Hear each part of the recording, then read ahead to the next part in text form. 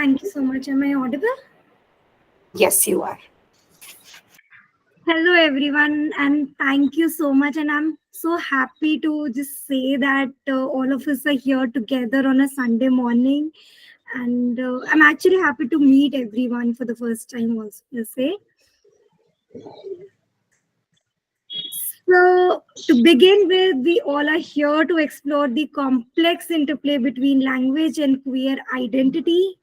Sukada, can you start presenting the screen? Sukada?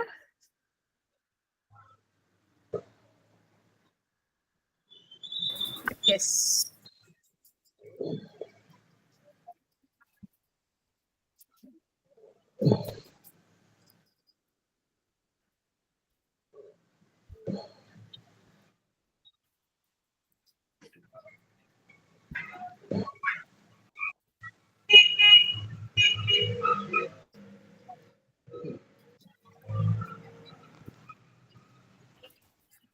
Rashi, is it visible? Your Hello? script is visible. Oh, really? Script is visible or No, the script. Yeah. Oh, no? Okay, just a wait. Sorry. I'll share my window. Wait.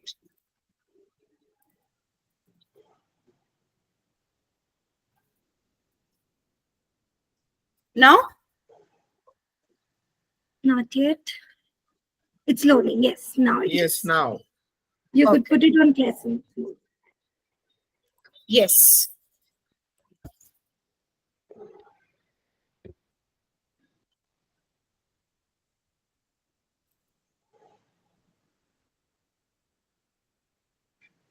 Thank you. Yes. So now, how does language help us express who we are? And when does it fail to do so? There might be so much that is not included or misinterpreted in the existing language. Um, Before we move on, I just want to say that we are in the learning process, and what we are sharing today with you comes for our experience and understanding so far with the project. While we will share our observations and experiences, the most important part for today is opening up the floor for questions and discussions around the topic. Next slide, please. So, Queer India Archive is a community-based project dedicated to archiving the lived histories of Indian queer personalities using oral histories, personal archives, and extended documentation. This initiative aims to document and celebrate the diverse experience of LGBTQI plus individuals in India, preserving their stories for future generations while highlighting the contributions to queer culture and history as a whole. By creating a comprehensive archive, the collective seeks to ensure that these narratives, of often marginalized or overlooked, are acknowledged and made accessible to essential part of India's social and cultural fabric. Now, Curating for Culture is a collective of diverse individuals passionate about cultural issues, creativity, and community engagement. Their work spans historical and cultural preservation, community based projects, and they've collaborated to enable the Queer India Archives project. Next slide, please. Hello, everyone. I'm Sukhada Joshi. I'm Research Associate at Queer India Archives. I've been associated with QIA since March 2023, and I'm involved in documentation, cataloging, oral history, and digitization procedures. I am engaged with Curating for Culture for Queer India Archiving project, and I'm involved in cataloging, documentation, and research for Sangini collection. And I call myself Rashi. Now, before we present and share our observations on the topic, I would like to invite Bindu sir and Siddharth sir to start off with their insights. It will help us have a thoughtful foundation for our discussions ahead. And I request Sukhada to introduce our speakers now. Is it visible, Rashi? Or I need Yes. to switch the window? It is. It is. Okay. It is. Okay. So I welcome you all to this public dialogue. And I would like to introduce our three guests for this morning. Mr. Bindu Madhav Khire. He's an advocate and he's an LGBTQ right activist who has more than 2 decades of work experience on the health and rights of LGBTQI in Maharashtra. He is the founder and director of Bindu Queer Rights Foundation. Our next speaker is Siddharth Narayan. So he is a legal academic whose work focuses on themes related to public law, law and society, and law and media. Over the last 20 years, Siddharth has written extensively on and contributed to debates around the freedom of speech and expressions, gender and sexuality rights, and civil liberties in India. Siddharth is on advisory group of Kamra, Queer Archives for Memory, Reflection, and Activism, and has been involved in helping put together 377 collection at the archive. Our third speaker is Soni Vadhva. Soni Vadhva currently teaches literature studies at SRM University, Andhra Pradesh. She works in digital humanities projects that support her larger research area of Sindhi studies. 2 of her digital projects are active. One is PG Sindhi Library, which is a digital archive of Sindhi literature published in India. Another is a project on Sindhi libraries in India, which is funded by IIT Indore. She has recently received a grant from George Mason University for her research on the making of Sindhi literature as an Indian literature. I welcome you all for the public dialogue, and I would like to invite Mr. Bindu Madhav Khire for his speech. So yeah, thank you. Thank you all for inviting me for this wonderful session. Ishita and I have been in touch in my participating in the archives, and I've already started work on that. For me, I think Shobana has undertaken a very important aspect, which is frankly ignored, which has been ignored in India, and that is documentation of the queer rights movement in general in different parts of India. For me, the 4 major issues that for me are important is one is the cultural context, that a lot of material is there in regional language, especially like for me Marathi, and we need a place where whether it's the old writing which could be homophobic, transphobic, could be misrepresentation of facts, or it could be the evolution of the movement is concerned, that documentation is nowhere present right now. And so for me, the Marathi aspect of it is very important. A.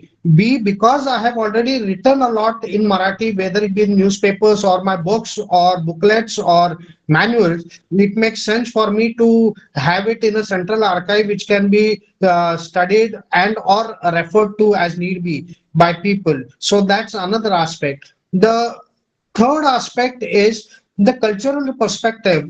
The way Arvind might see a movement in Bengaluru could be a different way from the way I may see it in Pune, not one because of the cultural differences involved, linguistic differences involved, the rate or the route in which the LGBT movement involves in different areas, different regions could be different. And that sort of comparison and that sort of understanding, I think, is very crucial, because with the kind of diversity that India has, it would be very interesting to see how different parts we could compare one with the other.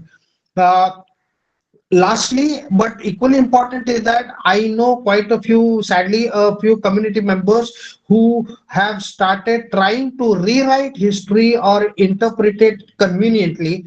And so I think this is also forum for us to put down with evidence what is it that we have done, so that any false narratives that come across can be challenged with evidence. So all of these four areas are very important for me, and I am honored to be part of these archives, and I hope that as my work continues, more and more elements that I come across, or I write, or I feel that should be added to the archives, will definitely be contributed to it. Thank you. So I'm just going to jump in here because I am aware of the fact that Bindu has to leave in a few minutes. So we could just pick your brain a little bit more before we pass on the conversation. Bindu, would you want to tell us, while regional language is important in the archive, and we will speak about it perhaps through the morning, what is the difficulty or challenges when it comes to accessing regional material? Are you facing, you have been holding on to or writing in regional languages for a while, and I would understand a Marathi reading audience would be able to connect with it. But when it comes to larger audience, and this is keeping in mind that the movement wants to make a much larger impact nationally and world over, is there a disconnect because of the regional language which you have faced, and how do you address it?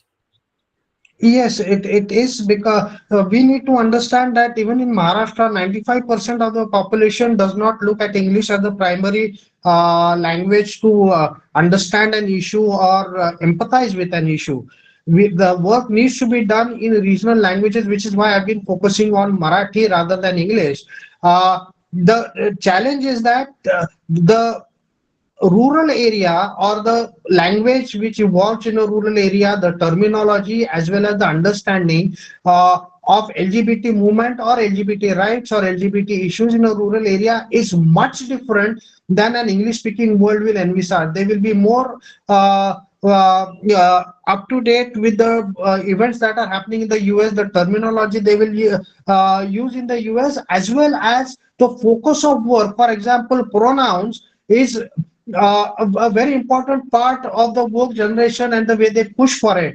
But if you look at the rural Maharashtra, pronouns is the least of their concerns right now, because their basic understanding of whether I am gay or whether I am transgender, what's the difference between the two, for parents to know the difference between the two, it's this basic understanding, the ABCDs of what is LGBTI. I was there in a corporate, not even in a rural area, just 2 weeks ago, and the person who was to introduce me, when they asked me, okay, so your company's name is Bindu Queer Rights Foundation, what does queer mean?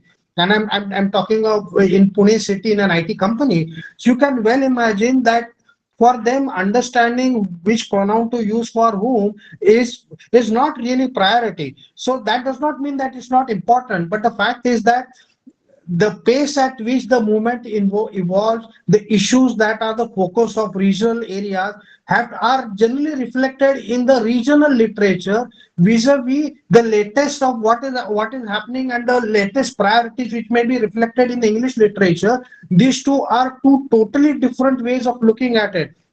Even ideologically also, I see there's a difference between the way I look at things vis-a-vis how Dr. Rajarao looks at issues, and I reflect more of the rural, very conservative way into which they look at LGBT, and more restrictive way. And I empathize with the rural crowd, because they have to cope, adjust, and move along with the mainstream. They cannot afford to take a very elitist stand right off the bat. And so there are differences, and unless the regional language is made accessible, or even later on, if possible, translations of those are accessible, we will really not know the diversity that's there even in the LGBT movement. Thank you. That's very important for us to sort of keep going back to. It came up even in the last dialogue that the on-ground situations between different community groups is very different.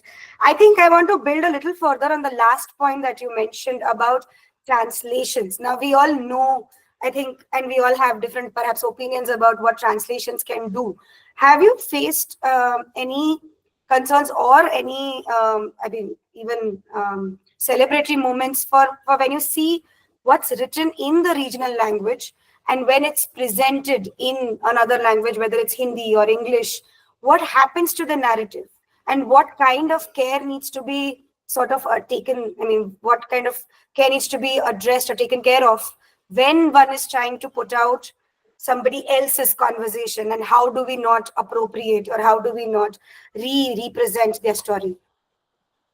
Well, the problem with translations that I have seen or experienced is that there are very few professional translators who understand LGBTIQ. So they may be proficient in language translation, but their understanding of LGBT is poor, or their understanding of LGBT and the related terminology is good, but their skills in translating into a equal in another language is not very good. And that is one part. The second thing is that at times basic terminology itself can be very confusing. I will give you just an example.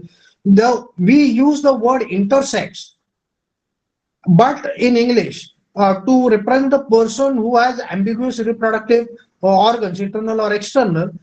In Marathi, the equivalent term, if you look at the ancient text, the Charak Samhita and Shushrut Samhita, there are different words which we no longer use, but the Marathi term that we currently use is Dvilingi, a person with two sexes. But when I try to translate that booklet into question answer booklet, basics of LGBT, into Hindi, but I came across the fact that in Hindi, it is Ubhaylingi is the word for intersex. Vis-a-vis in Marathi, Ubhaylingi is the word for bisexual.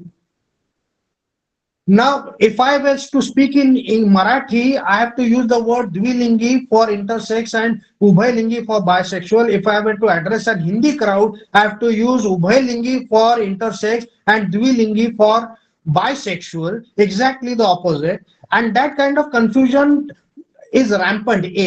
B, that has caused a problem even in the acts. If you look at the Hindi version of the Transgender Person Protection of Rights Act, they have translated transgender as Ubhaylingi, which either means in Hindi bisexual or intersex. It does not really represent transgenders at all, and not a single transgender activist have brought it to the fore.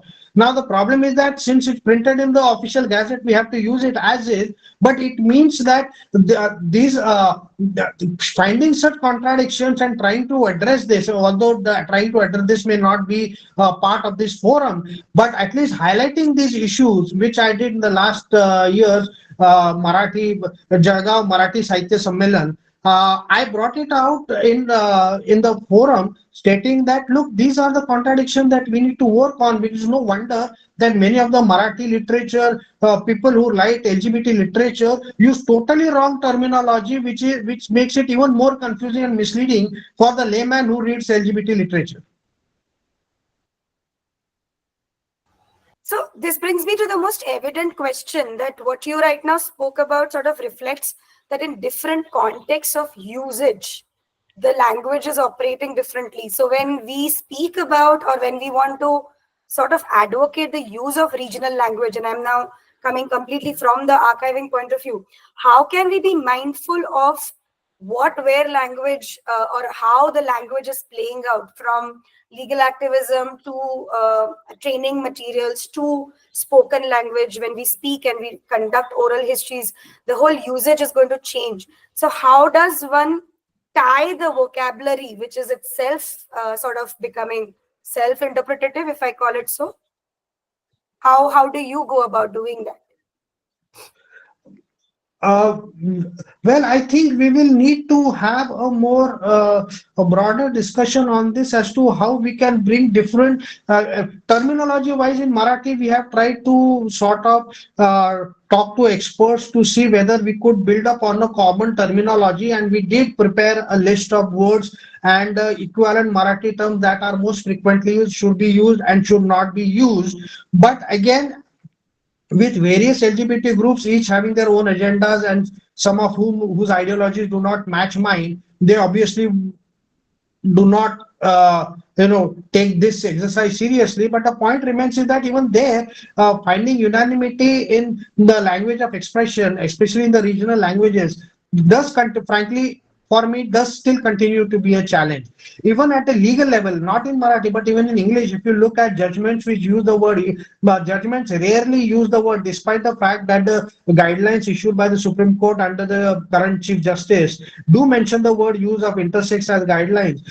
You will see most of the orders and the judgments passed respected to intersex use the word hermaphrodite or pseudo hermaphrodite, which are technically medical terms and are found offensive by the intersex community. And despite that, the legal language continues to use outdated norms. The medical community has still not changed their nomenclature on this issue. So it's not just regional language. We also have challenges in the English medical and the legal terminology to be addressed. And last question, can you throw some light on these dependencies which you just brought about? When we say one is the medical, you just mentioned that the medical community needs to reform something. I presume so does the legal system needs many reforms. What are these different systems or foundations on the basis of which one can work with language and vocabulary when it comes to queer histories and queer representation? Well, the problem is that the legal vocabulary, especially in the medical context, arises from forensic medicine. And the forensic medicine has a very set conservative guidelines in the way they use this term. So till recently, till the 2019, the act of even the Transgender Person Protection of Rights Act, the forensic department head of the Sassoon Hospital very clearly told me that we will not use transgender in any certification, because even if the person has undergone transition, we are going to call it castrated male, because for us, transgender is not a term that is defined medically. So it means that unless and until some directives come from the National Medical Commission, we are going there's unlikely to be much change in the medical terminology that is being used. The good part of the medical commission is that because of the CBME, competency-based medical education curriculum, they have now introduced LGBT as part of their orientation program. So there's been progress on that front, but we will need to sort of have some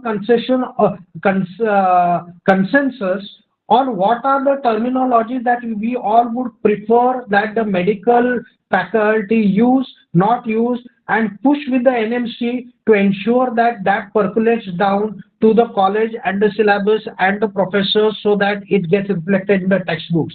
Unless that happens, the legal terms will not change. That is the way I see things happening, at least from the medical perspective. And not even at the regional level. So I think one is the national level, but at the regional level where you work, do you see a change being possible or being brought about because the usage in Marathi is something that people connect with more? Is that possible to start bottom up or micro context?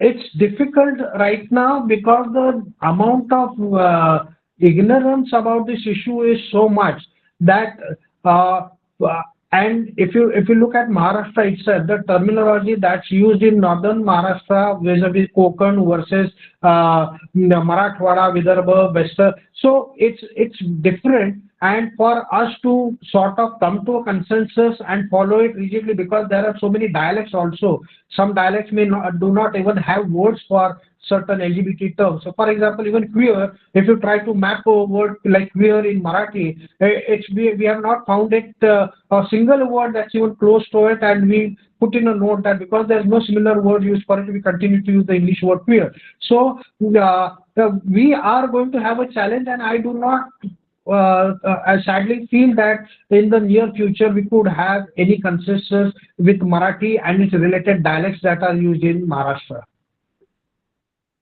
Thank you It so will much, have to be Bindu. an ongoing thing, but it's going to take a while. Right. Yes, I think. But for us, it's very useful that we discuss this so that when we present, we'll sort of show the kind of variety, as you rightly pointed out, how it's affecting the whole process of archiving. And I think this is a good point to sort of move on to Siddharth, your conversation, because you all have been archiving a little before us, and we would want to know from you how you have addressed some of these challenges. So over to you. Thank you.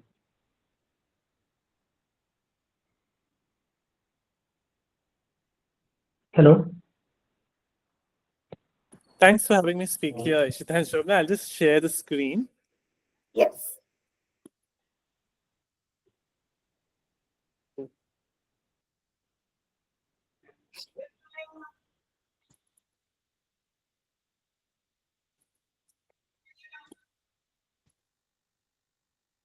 Yeah.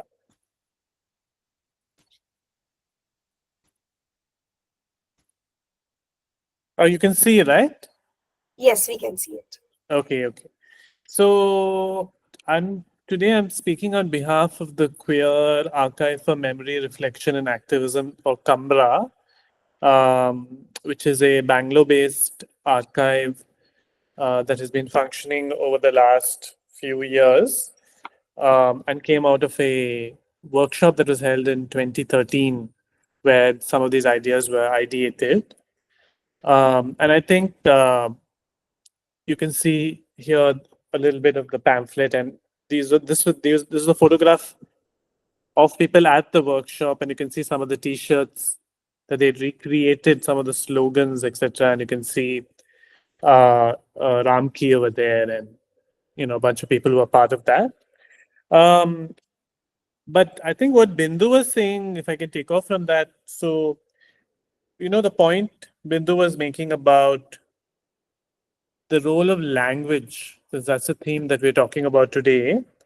So even the examples that he gave around, the translation of Ubhay Lingi and how it differs between Marathi and Hindi, the fact that even now in judgments, the term intersex may not be used, instead they use medical terms, and this difficulty between medical language and legal and official language, right? So the whole language of identity and how it may not translate. These are some of the things that have come up in the some of the work that we've been doing around the legal part of the archive, which is what I'm involved with. So I'll speak to that, and maybe in the questions I can try and address some of the broader issues. But my involvement has been more in the specific part of the archive. So if you look at the CUMBRA website, you'll see that the 377 archive is one of the main collections that we have. So we have in that collection, the CUMBRA archive is both a multimedia and multilingual archive.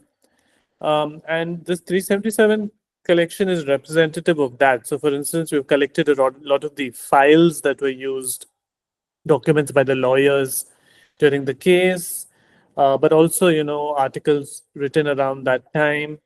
Some of the ephemera or paraphernalia around the things. So for instance, an example would be, the map that was shown during the proceedings of the countries which had already decriminalized homosexuality at that time, or these file things that you can see, the objects themselves, right? So the tags and so on. But also a range of things, from video footage of interviews with people involved in the case, to other kinds of ephemera that we have around the case. And I think this also goes to the broader point around legal language and queer issues and archiving, because in the broader discussion around legal language and how it's important, and I was reading your note for today, and you talk about language and power, etc., right? So that in the broader legal debates, for instance, one good example, I've just spent 5.5 years in Australia, And one good example there that comes up often is the use of the term terra nullius, which is land which is not occupied earlier, empty land. And that was the legal fiction or the language that was used by the British to colonize Australia and displace the Aboriginal people. So it had very horrible and distinct impacts. And the language of the law enabled that. And so when it comes to, of course, the case, the 377 case, all of you know about it, but even terms like the use of unnatural offenses in the law obviously had a certain kind of impact on the way people viewed themselves, the society viewed LGBTI people in India. And of course, when the case itself was going on, as many of you may know, it went through many stages. But at the stage where the Supreme Court dismissed it in the Kaushal case, 2013 December, this is the language that they used, right? So the judges say they disagree with the 2009 High Court judgment and basically say that queer people are a minuscule fraction of the country's population. And so this entire term of minuscule minority and being a minuscule fraction became a huge point of mobilization of the resistance that took place and all the events that took place, where basically we are trying to say that, what does that even mean and how can that translate into you taking away our rights? And it connects very clearly to the archival process, because in a way what we're also trying to do is document queer histories and living histories and say that, we exist and this is what we are through both personal and community events, but to keep that as a repository of queer lives and kind of therefore intervening in that legal debate in that way. That's one way we're thinking about the relationship between the audio and visual archive that we have and the legal archive, which is very, very, can be a little bit narrow and talks about facts. And for instance, they talk about the number of cases that have been filed, etc. But there's something much more to that, a richer repository that we are trying to intervene in. So that's one example. And here you can see this image is from our archive. You can see, the backlash against that judgment, and finally how the Supreme Court heard the case again, and there the language that was used became a point of mobilization. And of course, when Navtej finally happened many years down the line, there again it's very interesting to see some of the language that, for instance, Justice one of the judges used here, right? And in over here, you can see the language that is being used, where the judge is basically apologizing, right? Saying history owes an apology to the members of this community and their families, and actually says that what happened was because on account of the ignorance of the majority, and goes on to say, same-sex love is a completely natural condition. And I love the last line, which is the LGBT persons deserve to live a life unshackled from the shadow of being unapprehended felons. A very powerful language, which was again quoted and cited in a lot of newspaper articles and interviews, and a lot of the legal reportage around and general reportage around the case, etc. But this allows for a kind of societal change where language becomes so important, the use of language and legal languages especially, for us as LGBTQI people, to assert our rights. I'll just stop sharing this and just speak now. So yeah, so those are some things I wanted to show to try and make those links.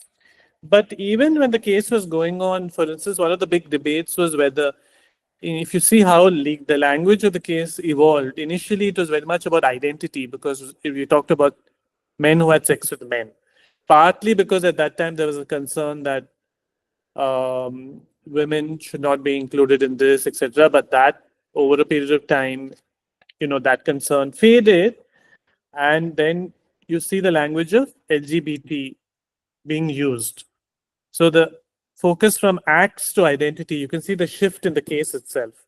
And this became a point of contention again in Kaushal, where the judges kept saying this is about acts, sexual acts, not about sexual identity. And we had to keep saying, no, it's also about sexual identity. And the archive also speaks to that, because clearly it is about, if you read all the archival material, if anybody goes through that, that part of it also becomes quite visible. And I guess one of the ideas of the archive is also, it's not just about the case per se, but all these other things, including personal lives, what we might call little community, what Stanley Cavell calls little communities of love, right? So our interpersonal relations, a lot of the archive itself has happened through personal connections, as you might know, you'll probably know well. It's through personal connections that you go, you talk to people, you convince them, they trust you. A lot of it happens on that. And relationships between the queer community as well. So in a way, we're kind of preserving that and keeping that alive in the face of obviously a much more majoritarian dominant version of, heterosexual patriarchy or whatever it is. So part of the archive is also to intervene in that way. So it's a kind of a broader living legal archive, I would say. And the 377 collection is an important part of that. So I'll stop there. I just wanted to speak to this part. But obviously, there are much broader issues about how you tackle the issue of language that comes up in the archival work, and I'm sure you all are quite familiar with that. Thank you, Siddharth. And I think Siddharth and Soni are with us, so we'll take questions with you in the later part of the hour. This is a good point, again, perhaps to bring Queer India Archives and what we have been facing, perhaps a little more topical as well as example-based presentation. So Sukhada and Rashi, back to you.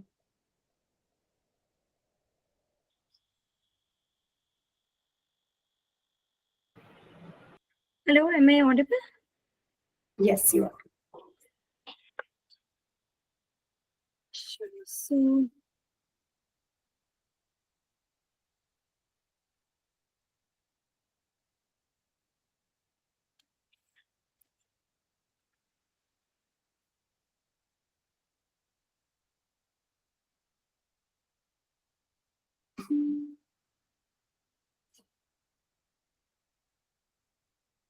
So I think, as ma'am already mentioned, that it is a good time for us to also begin.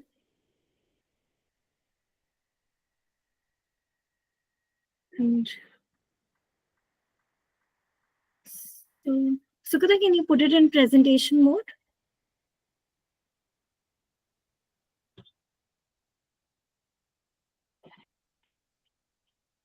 Yes. Right. So, what I'll speak right now sort of forms the preliminary discussion, discussion for the aspects we'll be talking about thereafter. So I just want to say, that language is far more than just words. It is central to how we define ourselves and communicate, offering vocabulary that helps us articulate our feelings. The words we do not use or do not use play a powerful role in shaping our identities and affirm and challenge. Now, this is especially more prominent in amongst queer community. From the use of chosen pronouns to the adoption of inclusive terms, language enables the expression of identities. So now, how does this process happen? Next slide, please. Yes. So language operates within societal norms and often enforces binary gender identities like male and female, he and she. This creates a lack of linguistic terms for non-binary identities and forms. It puts people into predefined categories already. This in turn influences on how society views you, and then also how you understand or view yourself. Just like we use established pronouns, in particular like he, she, they can affirm an individual sense of self then. And pronouns like they can challenge gender norms. Now, this act reflects a break from societal expectations per se. Next slide, please.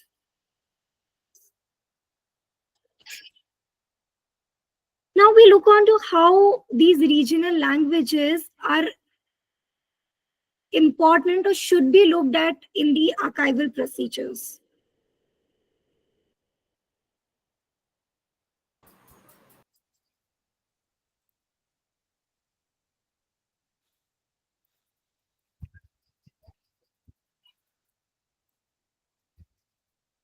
So regional languages play a crucial role in archival procedures by ensuring that documents, oral histories, and other records are preserved in the languages spoken by the communities involved. Recording and archival materials in regional languages maintain the original context, meaning, and nuance that might be lost in translation. By including these languages, community archives make their collections more accessible to local residents, researchers, and historians. This can improve personal relationships, professional interactions, and social integration. When community members find their own languages represented in archives, they are more likely to engage with and contribute to these archives. This sense of ownership can lead to more active participation and support for archival activities, including donations of documents and oral histories. So, there are many contributors we have in QIA, and we are going to present examples from few of them. So, first is Ashok Rao Kavi.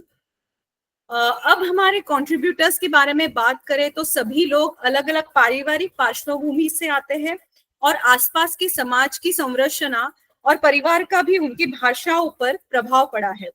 Ashok Rao कवि जो देश के पहले LGBTQ activist हैं, वो कोंकणी मराठी परिवार से आते हैं। उनकी माँ स्पष्ट मराठी बोलती थी और जिसके ऊपर उनको बहुत गर्व है। उनके पिता मराठी फिल्म के निर्देशक थे। मुंबई में मराठी मिश्रित हिंदी का प्रयोग होता है, जिसका वो बखूबी इस्तेमाल भी करते हैं। और मराठी और हिंदी जिस लैंग्वेज में बात कही जा सकती है और ज्यादा प्रभाव से, उसका वो बहुत ही अच्छी तरह से उपयोग करते हैं। जब ओरल हिस्ट्री के रिकॉर्डिंग्स या हम लोग कर रहे थे तो इसका काफी हमें आभास हुआ। उसके बाद है प्रोफेसर आर राजराव। प्रोफेसर आर राजराव एक लेखक और कवि हैं जो अपने अनुभवों को और कल्पनाओं को मिलाकर कहानियां और कविता लिखते हैं। वो अपनी भावनाओं को अपनी पुस्तकों के माध्यम से व्यक्त करते हैं।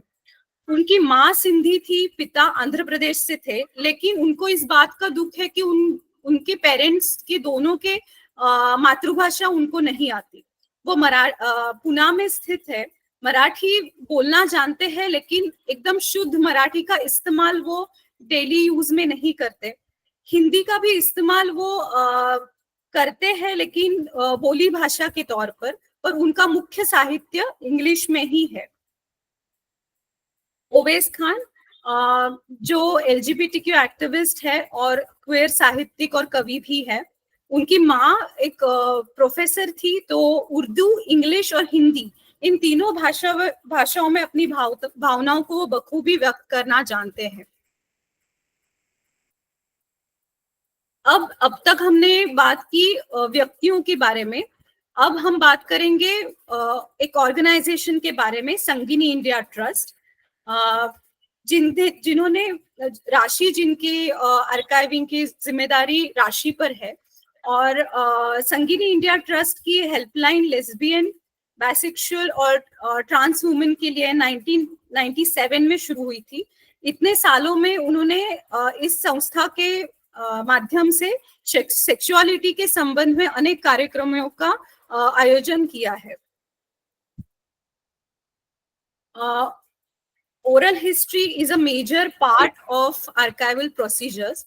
So recording oral history in regional languages is particularly valuable as it helps safeguard the knowledge and perspectives of underrepresented communities. This approach enriches historical narratives by adding depth and nuance that might be lost in standard written records. Regional languages often convey emotions and subtitles more effectively than written text. The tone, contemporary mannerism, and specific word choices in these languages can intensify the emotional expressions of the contributor, offering a more vivid and authentic representation of their experiences. Fostering a strong rapport between contributor and researcher is a crucial for successful oral history project. This connection facilitates a more comfortable and open narration of personal experiences. When contributors feel at ease, they are more likely to share detailed and vivid accounts of specific incidences also. Comfort during the narration process is key to capturing the authentic and thorough historical accounts. So now I'm going to play one audio clip where Ashok's mother is talking to one guest who was trying to insult Ashok, and she just stood out and just supported his son. And it is like some conversation she was telling the person in very calm and composed language, and you can just see and hear this audio clip.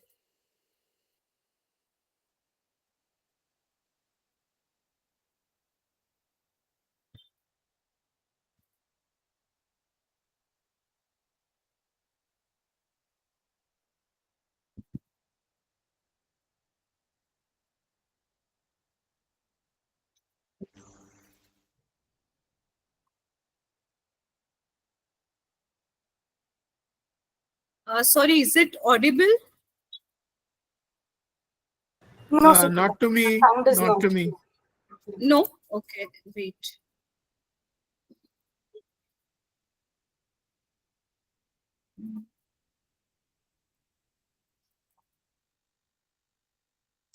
Okay.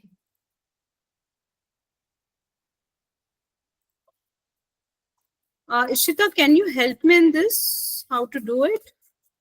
Because the option is not Just coming. go back to the present button once. Let's just check on the present now. No, on Google Meet. On Google Meet. Okay. Present something else. Okay. Just try that. Let's just check if the tab is on or not. Okay, now just select your audio clip. No, in the Chrome tab. Okay. Share. No, this is Share, okay. share. Okay. Now play. And make sure that the volume is high. You should ask Mummy We can listen to it now. to Thank you. request Ashok to change his name. So Mr. Navalkar came home to talk to mom. And I was there. I knew something was serious when he came and said, Aisha bole se, Aisha bole se. I said, okay, I went in. And I was listening. I didn't close the door in such a way that I couldn't listen. And he told her, that your eldest son is spoiling the name of the family, rather Rao Kavis and blah, blah, blah. So you should ask him to change his surname. And she was educated in the Ramon Roy school, so she knew classical Marathi, the Marathi spoken, the Puneris and आपण शुद्ध म्हणतो ना अगदी काय चित्पावन कसे बोलतात हे वगैरे absolutely I mean you have to see that language that was spoken on the stage during those times, and she used that language to tell us, this every time you come to our house, I always give you tea. Say it in Marathi. नाही, तुम्ही आमच्या घरी येतात तर मी तुम्हाला कधी चहा देते, चहा आणि बिस्किट देते ना, पण हे आता संपणार. हे कधी मी आता परत देणार नाही तुम्हाला, आणि परत तुम्ही यायचं नाही इकडे. That means you shouldn't come back here again. Then she told him very nicely that I'm very proud of my son. You know, that he's doing what he's doing. It's a very difficult job. I don't like it myself, but I'm proud. And he looked after his younger brothers and sisters. सगळे भावंड बहिणीला बघितले, सगळं बघितले. तिकडे गेलाय, मला तिकडे पाठवलंय अमेरिकेला, त्याचा खर्च करून. तर तुम्हाला हे आवडत नाही तर त्यांना सांगा की ते नाव बघ. Let them change their name. Why should I change their name? It was such a beautiful snub.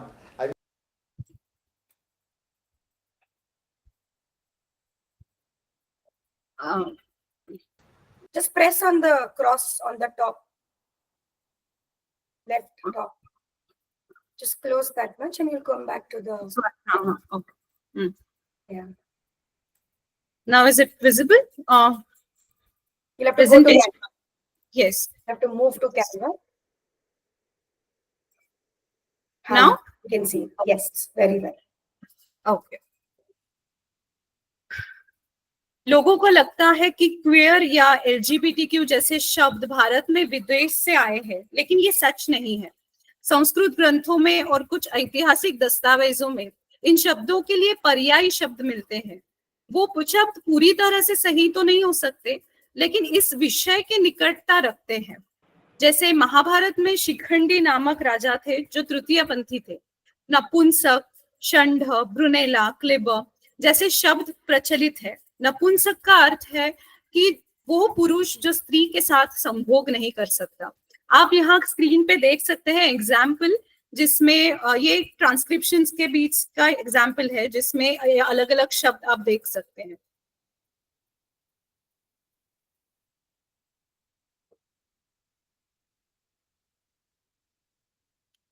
राशि? Yeah.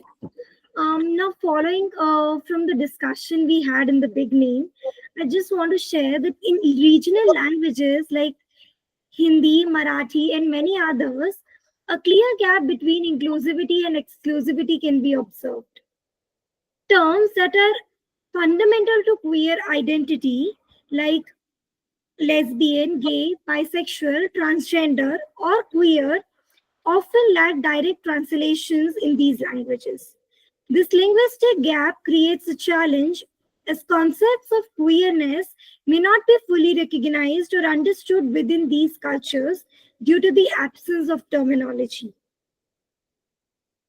Now, we see that despite the absence of direct translations for many queer-related terms, the community has been actively pushing boundaries, and some of the simple ways are: first, transliteration.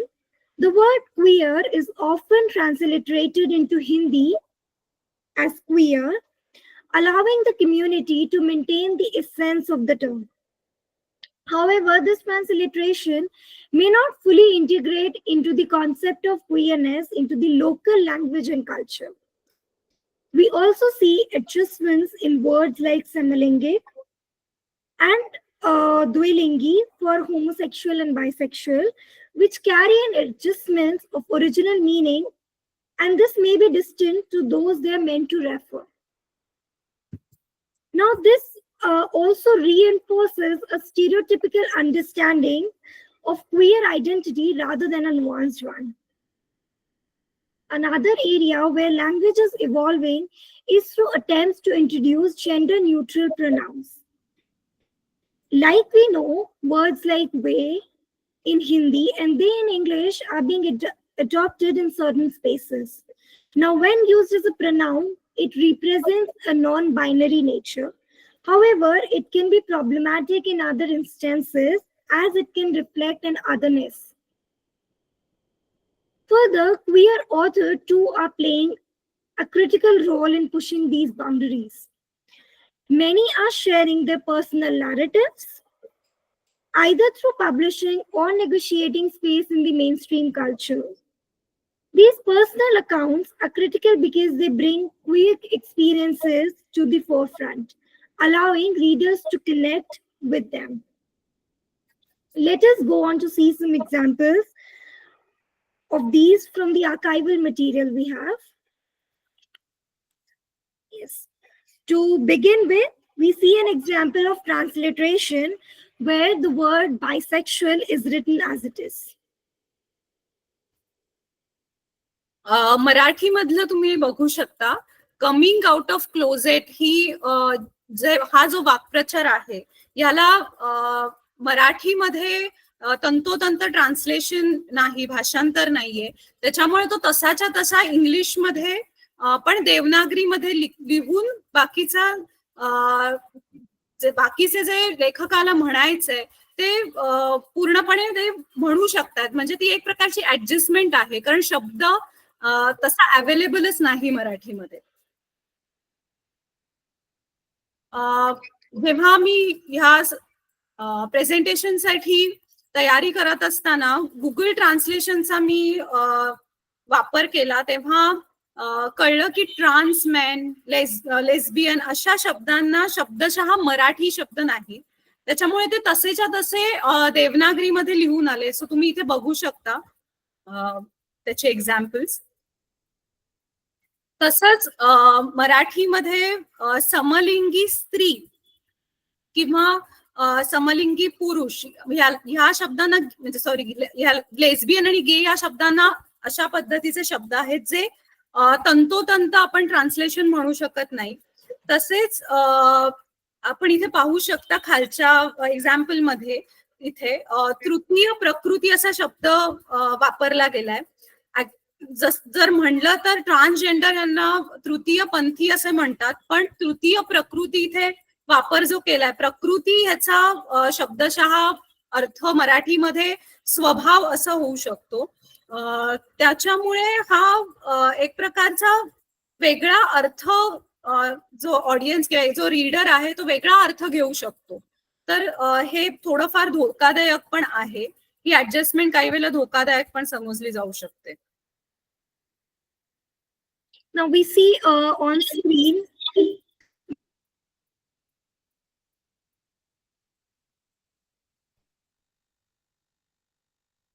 Rashi, we have lost your voice.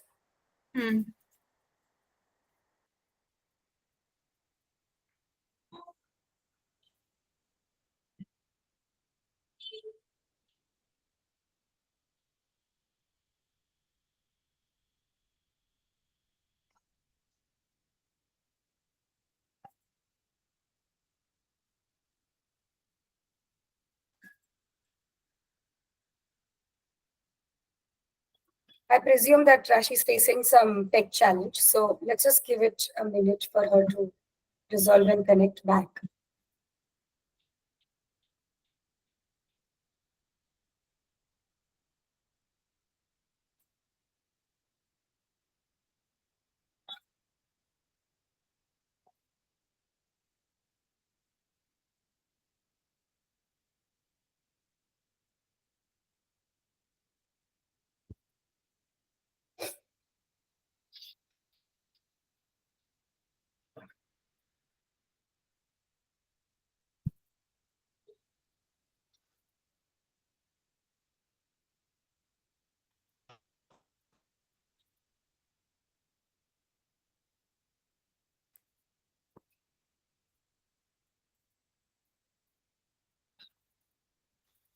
Hello, am I audible? Yes, Rashi. Yes, sorry, I'm facing some problem with the device I was using, so I've reconnected. Awesome. Go ahead. So, the material on screen we see is in English as well as in Hindi. This is an example of two languages being used together from Sangini collection. Then we see some training material in Hindi. This is another example of archival material from Sangini collection.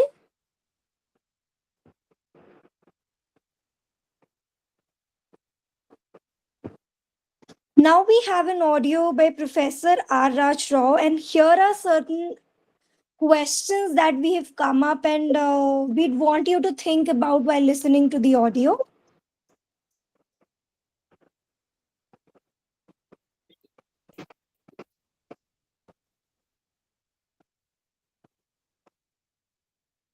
Meanwhile, Sukada is saying, I just want to give a brief background.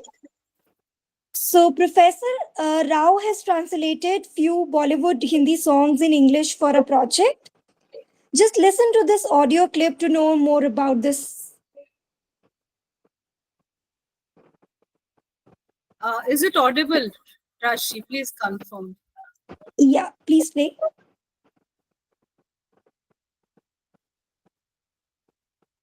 This for again?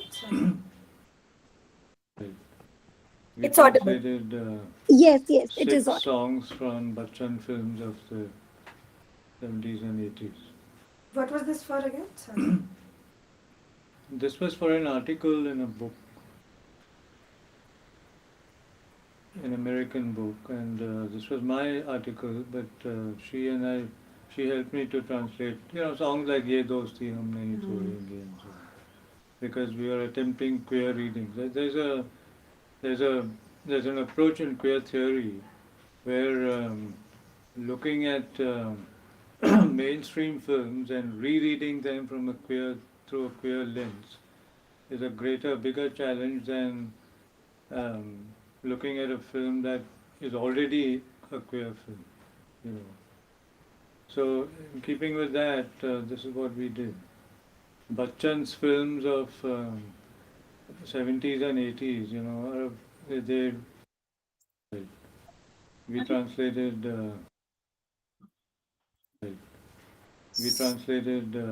70s and 80s, they Okay. We have heard the whole clip, Sukada. Okay. Yeah.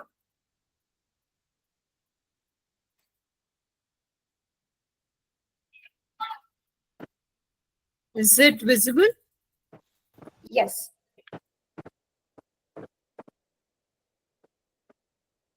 Yes. Is it a full screen or not? Yes, it is a full screen It is slide. full screen. You can go ahead. Okay. So now here I'd want to share one of my experiences. So while writing social media post, I used Google Translator. Having the translation of English word queer as vichitra, meaning weird, or ajeeb, meaning strange in Hindi, was quite alarming. This was not even a near translation, but completely problematic in a wrong translation. This also shows how translation can be double-edged. At one hand, it can bridge communication gap, but can also distort meanings. Sukada, can you add an example in Marathi? Sure. मराठीमध्ये queer ह्या शब्दाचा अर्थ Google translator मध्ये विलक्षण असा दिला जातो. विलक्षण म्हणजे एक्स्ट्रा ऑर्डिनरी. त्यामुळे क्विअर ह्या शब्दासाठी हा पूर्णपणे चुकीचा अर्थ आहे. तसंच ड्रॅग क्वीन या शब्दाला पर्यायी मराठी शब्द नाही, पण गुगल ट्रान्सलेटर मध्ये पूर्णपणे हा वेगळा वाक्प्रचार दिलेला आहे जो पूर्णपणे चुकीचा आहे. अशा वेळी चुकीच्या शब्दांचा वापर करण्यापेक्षा शब्दशः देवनागरीमध्ये तोच शब्द वापरणं कधीही योग्य ठरेल. Bombay Dost was a magazine started by Humsafar Trust, and it was a vital platform for LGBTQ community members seeking help and support. It featured several articles that were accurately translated into Hindi, making information accessible to a wider audience. There is a growing demand for new original content in Hindi to better serve the community. But it didn't happen, and the Hindi department shutdown led to a disconnect, causing Hindi readers to distance themselves from Bombay Dost. You can see the examples. At one side, there is an English article, and other side is exact translation in Hindi. Byproduct. So शुक्र के दुआ मकबूल हुई. एक ज़माना कबल. Next slide is Ovais Khan's poetry. So I would like to give a bit background of that. अब आप ये वीडियो जो देखेंगे जिसमें ओवैस खान अपनी उर्दू कविताएं पढ़ रहे हैं, जिसमें वो भगवान को धन्यवाद कर रहे हैं कि उन्हें अनचाही शादी से उससे जुड़े दर्द से आजादी मिली. अपनी दर्द भरी भावनाएं बहुत ही बखूबी तरीके से इस कविताओं में आप वो बयां कर रहे हैं. आप सुन सकते हैं. By product. सो शुक्र के दुआ मकबूल हुई. एक जमाना कबल मैंने तुझसे कुछ मांगा था ऐ खुदा, कोई मेरा आशिक था और मुझे उससे इश्क न था. She obviously loved me. I mean, not married से पहले, but eventually she started. I mean, what choice do women have really? So कोई मेरा आशिक था और मुझे उससे इश्क न था. तूने दुआ कबूल की, तूने दुआ कबूल की. और तब से लेकर अब तक जब भी मैं किसी के करीब हुआ, हमेशा यही हुआ कि प्यार मैंने ज्यादा किया, प्यार मैंने जायद किया और मुझसे कम किया गया. This was as per the deal that I had made, and though I don't mention the deal here. So, एक ज़माना कबल मैंने तुझसे कुछ मांगा था ऐ खुदा, कोई मेरा आशिक था और मुझे उससे इश्क न था. तूने दुआ कबूल की और तब से लेकर अब तक जब भी मैं किसी के करीब हुआ, हमेशा यही हुआ कि प्यार मैंने जायद किया और मुझसे कम किया गया. खुदाया तेरा शुक्र. Oh Lord, thank you very much. अब क्या मांगूं? मांग चुकने और मिल जाने के बाद. So I've got what I asked. Now what more can I ask? अगले स्लाइड में भी हम एक ऑडियो क्लिप सुनेंगे जिसमें अशोक राव कवि एक ट्रांसजेंडर कम्युनिटी के मेंबर्स के साथ बात कर रहे हैं. जब क्वियर कम्युनिटी बोली भाषाओं में उन्होंने हिंदी में या कोई भी बोली भाषा में उन्होंने कुछ शब्दों का इस्तेमाल किया है या फिर वो शब्द प्रचलित है उनके कॉन्वर्सेशन में, तो आप सुनेंगे इसमें कुछ ऐसे शब्द है जो आप उन लोगों में प्रचलित है.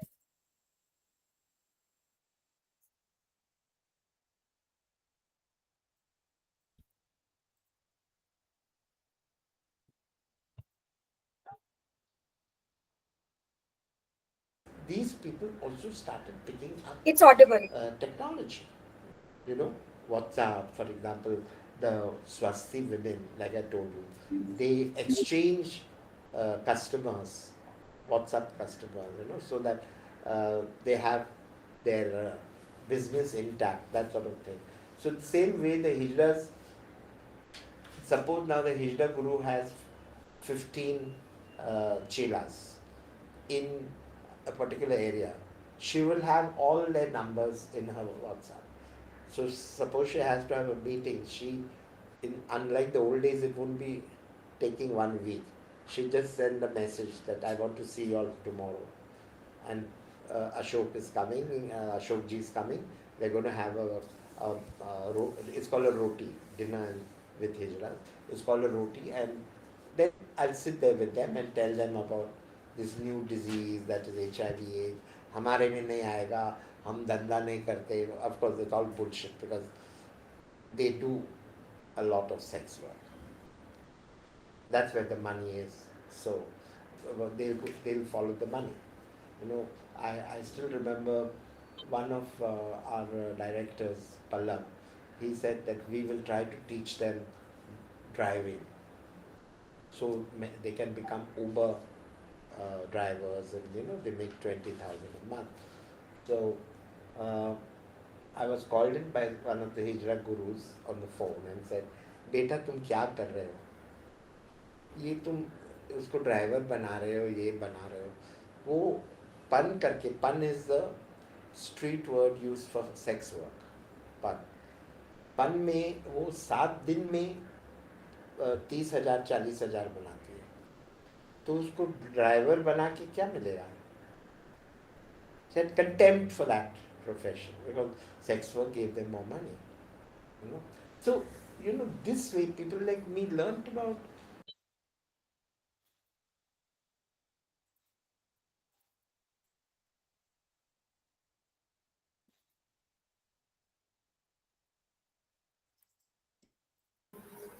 I can't hear. You couldn't hear the audio? Oh, I heard the audio, but subsequently I can't hear. So I think they're taking their time to switch the windows. Yeah. Oh, all right. Okay. Thanks. yes. Yeah. Rashi? Yes. Yes. So you've heard the audio now. After this, before we move on towards the conclusion of our presentation, I'd like to present this chart that outlines some of the key issues we've been discussing, along with the pros and cons of the ideas proposed against them. Now, while we aren't putting forward a definitive solution here, we hope to open the discussion to explore potential solutions here, or strategies that can make language more inclusive per se.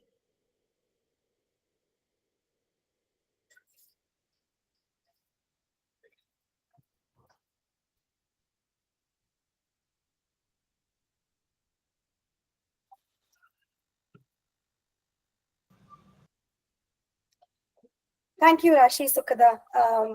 Thank you for taking us through so many such diverse examples, and I'm sure that will take us into deeper conversations. Before we move on to Sony's, Sukhada, I think Siddharth just wanted you to sort of repeat what came as a translation for drag queen. Drag- Yeah. Okay. I'll just present that slide particularly. So maybe I can tell him also. Yeah, I think you can just share what you got and what it means. Yeah. Drag queen's meaning is coming. Rani drag kara. Drag is push. Please, I mean push the queen. ऐसे आ रहा है मतलब खींचना, actually रानी को खींचा. खींचा, drag किया ऐसे. रानी को drag Okay. किया ऐसे आ रहा है. Fair enough. Yeah, thank you. Okay, on that note, because we've spoken so much about translations, I think it's just befitting to listen to Sony's experiences and work. Sony, over to you.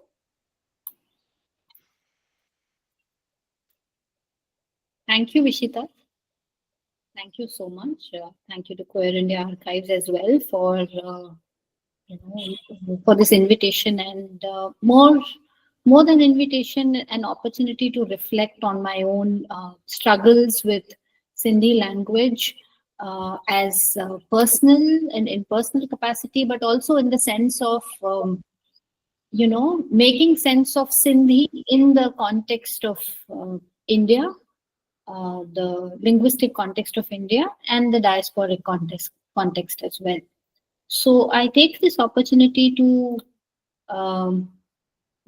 speak about what I understand from what does it mean to, express queerness in, Sindhi.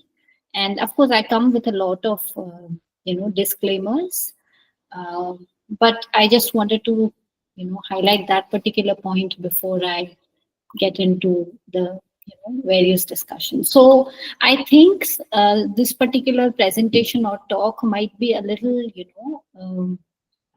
it would be like shifting gears or, coming into a very different context, because we have heard of technicalities from the previous two speakers, rather four speakers. We looked at, the legality of the situation. We looked at certain very specific discourse markers that actually make very, the technical day-to-day reality, the technical day-to-day exchange of information, conceptualization of identities, which have very, serious consequences for the way communities identify themselves, right? I would like to take you to a different side of this linguistic experience, where I'm talking more in terms of, personal space. I'm talking more in terms of intimacy. And for me, that was the greatest insight and discovery in my ongoing journey into, experiencing the heritage of Sindhi language. Now, one thing we need to understand before we get into Sindhi language is, the larger ecosystem of the challenges it faces in itself. So that's why, my work comes in the context of a certain kinds of, crisis. Okay, so I'm approaching this prompt that was given to me by Ishita and Queer India Archives, that I'm looking at it from the point of view of my own understanding of literature and languages. I'm also looking at, so in what ties both of these things is that we look at how we name things, how we look at emotions, how we look at entities, right? And my training so far has been in English, like Professor, Raj Rao, which was mentioned earlier. I am very conversant with a post-partition Sindhi as it is spoken in India, as it is written in Devanagari in India. But there is a very different kind of literary heritage which stands partitioned given our context. So one oft repeated say cliche about Sindhi context is that Sindh was not divided the way Bengal was divided and the way Punjab was divided, right? So the loss of language is immense.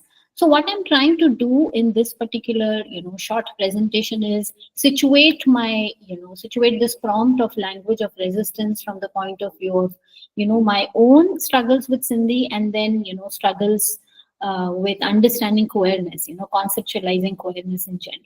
Okay.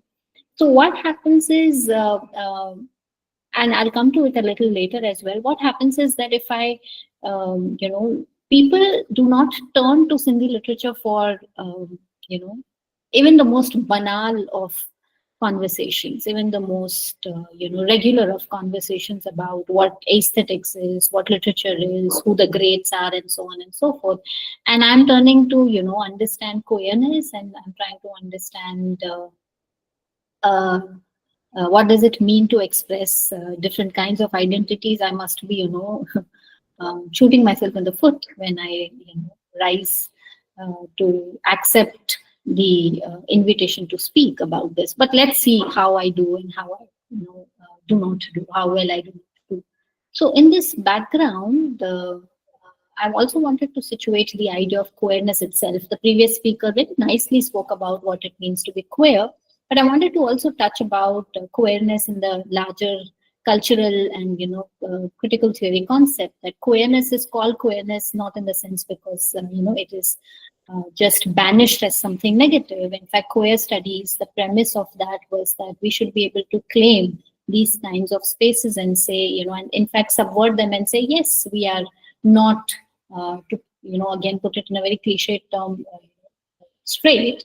And let's explore what does it mean to not be straight. And I'm just talking about one particular example. Of course, I'm very mindful of the fact that there are different understandings, and queerness itself is a spectrum, right? So one meaning is bizarre, and again we heard the previous speaker say that ajeeb, strange, bizarre, right? So I'm talking about how these nuances are double for me when I'm reading when I'm turning to Sindhi literature, because these are words that I have myself not heard. These are situations that I have myself not heard. Okay, so it's bizarre for me. Queer also means not being oneself. Okay, queer also means one of the ways in which it is understood is gay. And I'm not trying to get into the 300 other definitions of queer. I just thought that probably reflecting on this as we move on to the literariness of literariness of those aspects of the archive which you guys are trying to do so wonderfully, that not all kinds of documentation will let themselves to be read in these kinds of ways. Okay, so what is it that we do when we turn to literary expressions? Okay. Yes, I've already spoke about this part, that I'm talking about a very literary understanding of Sindhi, which is in a way strange for me because I'm used to a very, conversational, non-literary. In fact, I didn't even know Sindhi authors growing up. I didn't know one Sindhi writer that I could name. So I'm in a way, of course, trying to work with queer identity in responding to the prompt of today's talk, but I'm also looking at engaging with the Sindhi past as well. The past of Sindhi language as well. Before I get into that, let me talk to you about how, what this journey looks like. As I was preparing for this particular talk, as I was getting ready for this particular talk, there were sort of words that, I was struggling with. What are the words for self in Sindhi? Okay. And these are very pertinent questions. These are larger philosophical questions that LGBTQ plus community is asking at the international level. And say for example English, as the previous speakers pointed out, there are many kinds of words being coined, being expressed, being appropriated from different contexts. But how do we do that in Sindhi? So I'm just trying to talk about one concrete example here. Similarly, when I was growing up, I was grasping at words for making sense of the extremes of you. So it is possible that most Indian languages share an informal you, an equal you, and an elderly you. Right? So the second person is divided into, is situated at three different points, right? How do you address someone younger than you? How do you address someone who is equal to you? How do you address someone much older than you? But growing up in Sindhi, and even now, I do not make sense of it because there are two extremes of you.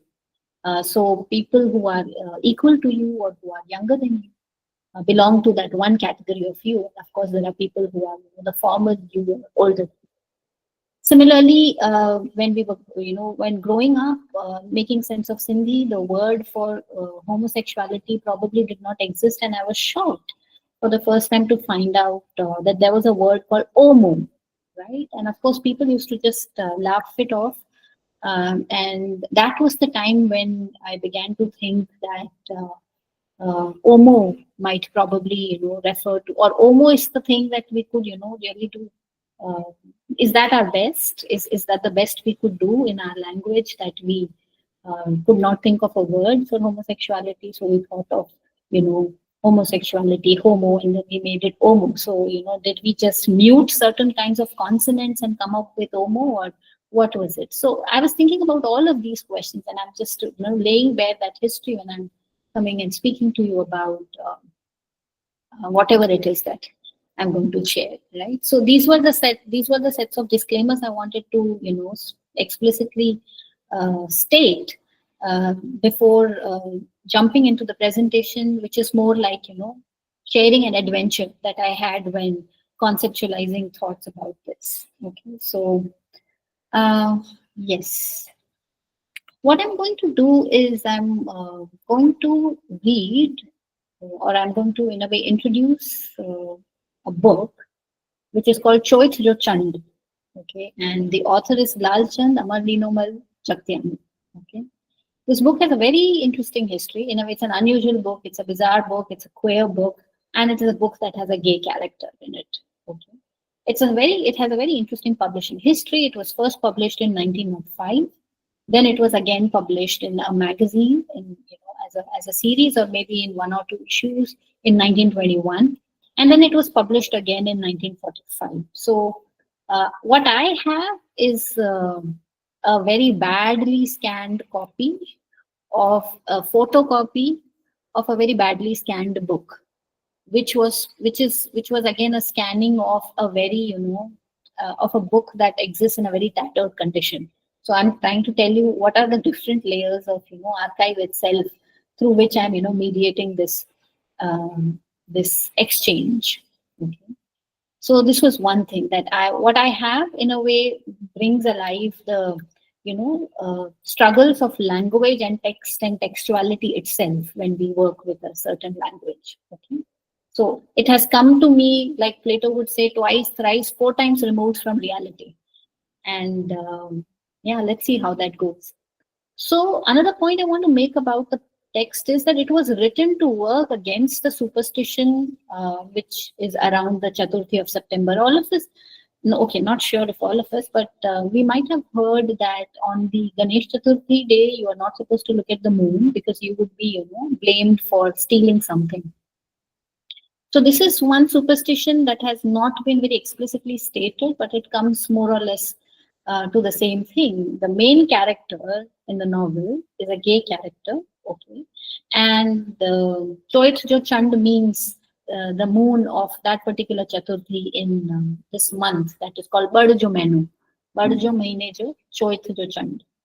And it emerges to work with something, unnatural. So you see the different ways in which queerness is embedded in the novel. So what happens is the author at the beginning, of the central character at the beginning of the novel, by mistake looks at the moon. And of course, it's not that particular Chaturthi the way, we talk about today. This is 1905 or 1905 Hyderabad that he is, talking about. So the Ganpati festival, as we know of it in India, does not exist at this point of time. So it is very subtle. It just sneaks on the reader. The other thing is that it also sounds very risky in the sense, oh my God, is Jagtiani trying to,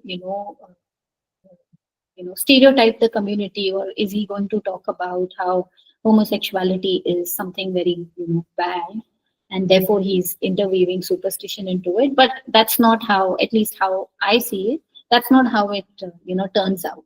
So it's a very wonderful novel. That's why I had quite a, roller coaster ride when I was thinking about the first scene itself. Yeah, so to give you a larger context, that it talks about social and political life in Hyderabad of 1904. The opening scene is what I'm going to read out. Okay, bear with me. This is not the literary Sindhi that I have grown up with, but it is not a very long chapter. But I just wanted to give you a flavor of how someone would talk about intimacy. And for me, the job was in a way done very easily because the opening scene itself is the scene of intimacy. Okay, so it just shocks you. And imagine me, poor me, who has read probably only 2 or 3 books in Sindhi, is reading this for the first time, and it's quite interesting. Okay. लोडण जी लख लय जिन सां जुड़ियल शल जिए रहे हा हिते हाज़िर हज़ारा जान ऐं जीअ जी यार यार. So he's talking about evoking friendship in general. पहिरें जी वेर सूरज पंहिंजी रोशनी सवारी जो निशान शफ़क़ जी सूरत में छॾियो हो. It was early morning, there was dew everywhere. असांजे ताज़े मंगियल नौजवान खे टहिकंदो ढकियल हो ऐं पंहिंजे प्रीतम सां गॾु वॾी दरगाह रस्ते ॾे पे वियो. So this handsome, character, the young man of our novel, these are the words written here, who is, very recently engaged, is going with his Preetam, going with his beloved towards the Vadi Dargah, towards the big, Dargah in the area. Inhi raste je binhi kapante gach sarhiyu namu ऐं सवा घाटा बबर शाही बर ऐं सुहिणा पिपर उभा आहिनि जिन जा झूमत हिक ॿिए में बिल्कुलु गतिया पिया आहिनि ऐं हिक छटी करे ॿधी अथनि. This is the description of what they are seeing around the way to the big dargah. There are plants, there are trees, there are birds around. इन्हनि वणनि में सभावी सगनी थिए थी. उन्ही इहाड़े उजाड़नि जो the शीतल ही भी हुई. Okay, so it's an evocation of nature, and I was reading very nicely, thinking, okay, there are words that I don't understand, there are words that I understand, but what on earth is happening?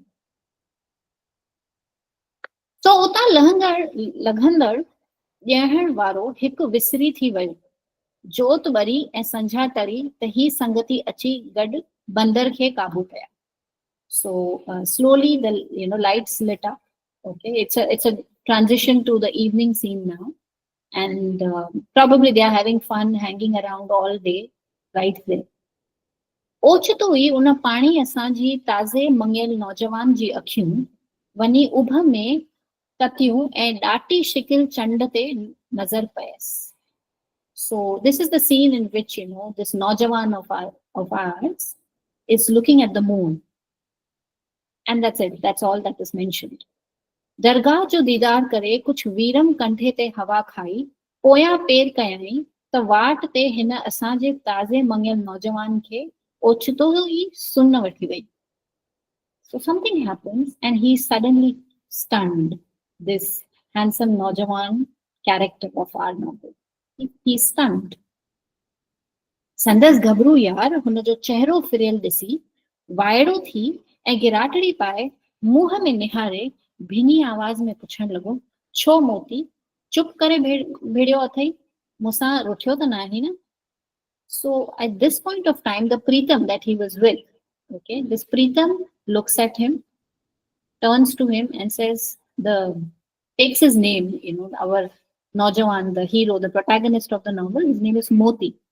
So he says, "Hey Moti, are you upset with me? Are you? I mean, you are so quiet. What's wrong?" Tehte o malak hinake varande bhakur pae, varandi dinai, hira, tosa rutho.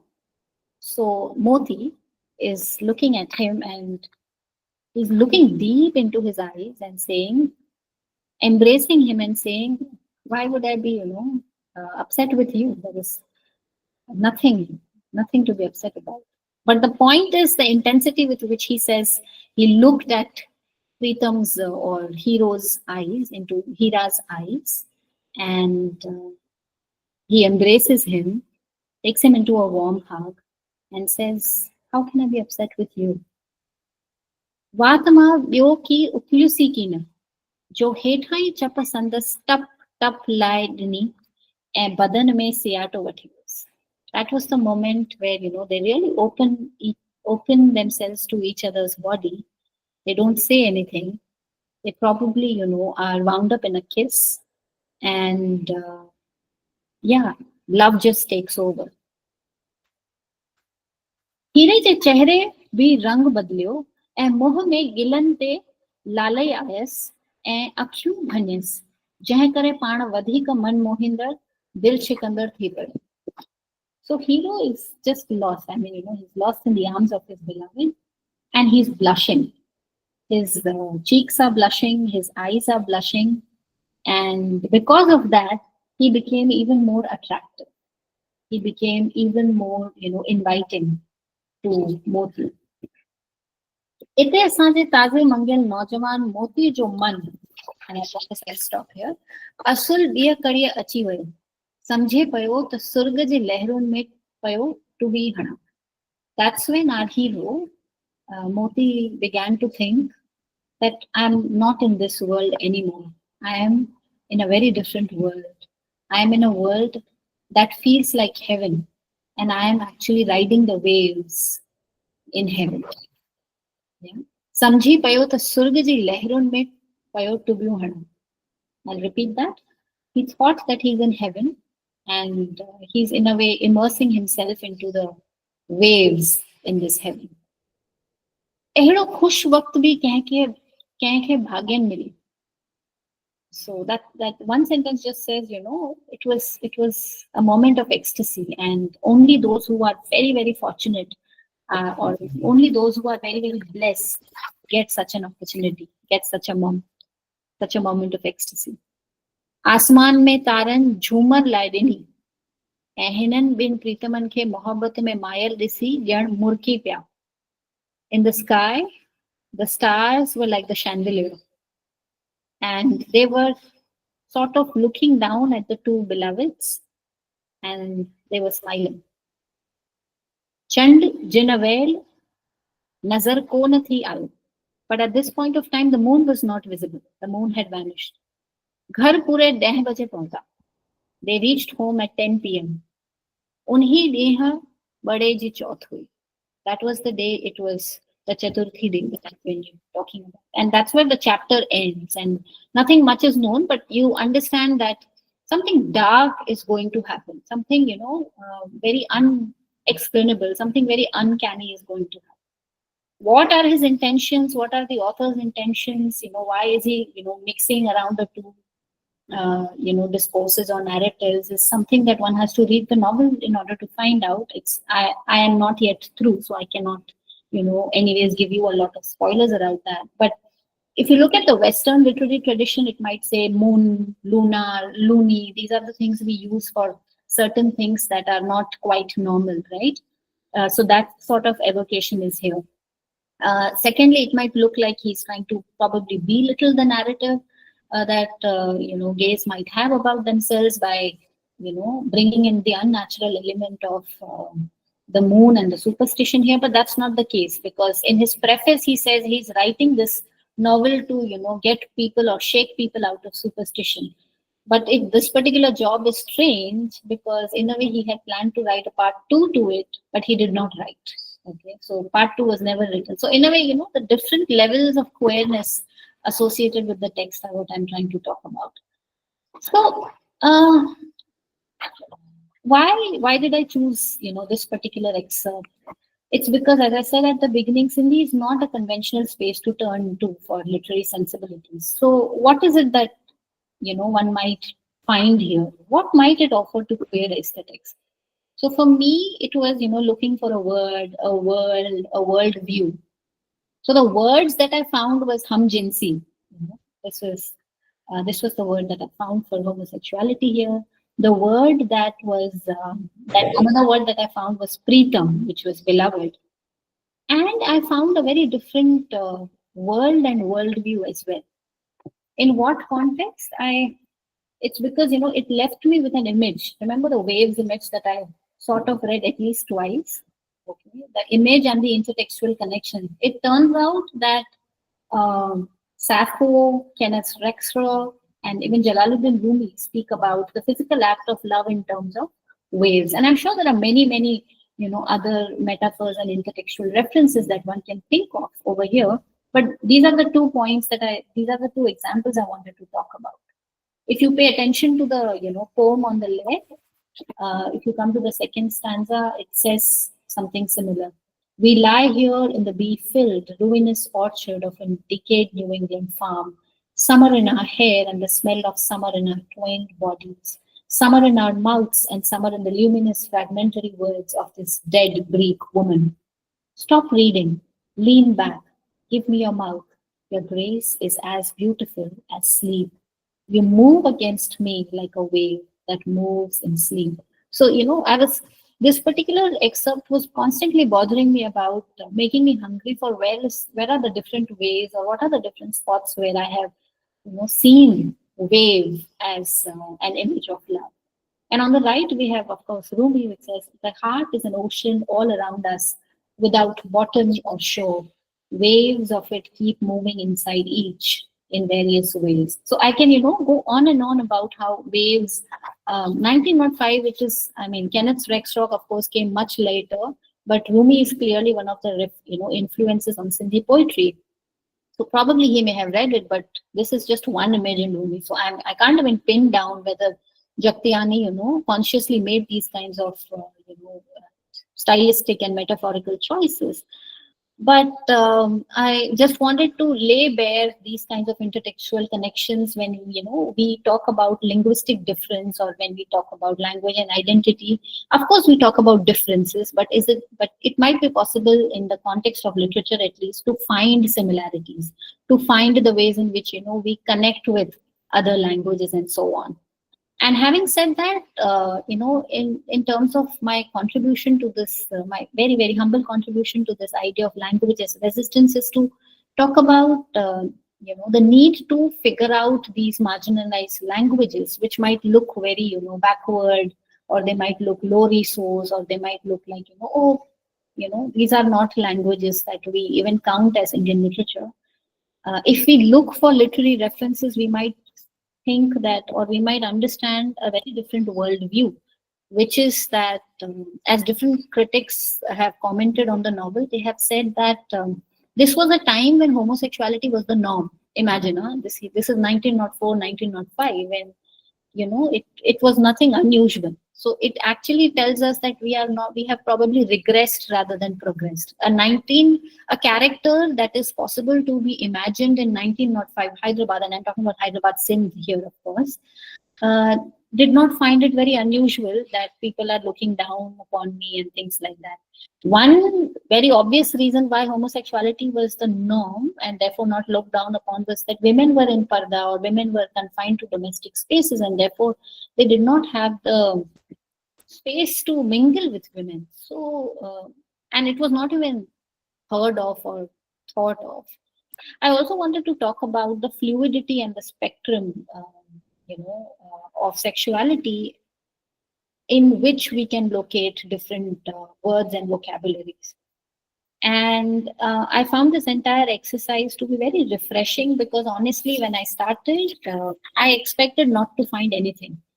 But I actually ended with quite a lot of things and prompts to explore further, because in the same vein, There is a recent, Sindhi Pakistani author Salim Jamali, if I'm not mistaken. He has written a similar work in which concerns gay characters, and it's called Gustakh Mohabbat. And I thought these responses or these engagements with the idea of homosexuality were things that need to be acknowledged when we talk about um, archiving vocabularies, archiving different ways of being. That's all from my end. Thank you so much for your patience. Thank you, Soni, for bringing in so many experiences and so beautifully. I think it ties down even starting from activism and conversations about making the movement prevalent, and then seeing that the movement has already been there. We're just looking in we need to look in the right places, perhaps. That's the way I would put it.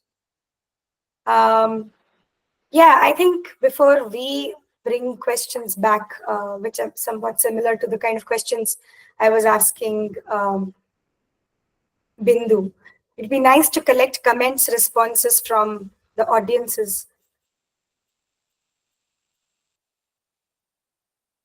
I think particularly, always, if I'm not putting you on spot, I just thought that all this reading and listening to different languages, and now that you are here with us and we played even a clip from your oral history recording, what are your thoughts? What's going on in your mind in terms of how should we understand the play of languages for archiving? Thank you for that. And I really enjoyed Soni's, wonderful reading. And this, I presume, is the Bari Dargah, which they're talking about. This Dargah of the founder of Hyderabad, Sindh. This is supposedly the oldest building there. Interestingly, again, I'm sorry, I'm just talking only about you, Soni, but I just enjoyed it so much. You pointed out the word hamjinsi. Hamjinsi is a murakkab. It's a combination of two words. One is ham, which in Persian means same. Okay, hum, as in Hindi and Urdu also we say hum. So we are talking about the same kind. This we hum, and jins is like the English or Latin word genus. It I don't know whether it comes from Latin or comes from Arabic or somewhere it moved, because jins is a word in Arabic, and hum jins means of the same type, and that's where hum jinsi the word comes in. And hum jinsi, incidentally, I hope one of us finds out this resource book that was published quite some time back. It was called Hum Jinsi. It was this thick a book and this long. And I've been really, I saw it in Sathi office way back. I don't know when. And we really I think I had a copy also. Then I gave it to someone for archival purposes and I can't find it again. So Hum Jinsi was this beautiful book. And we just started talking about that. Okay, so coming about words per se, actually my stand is a little different.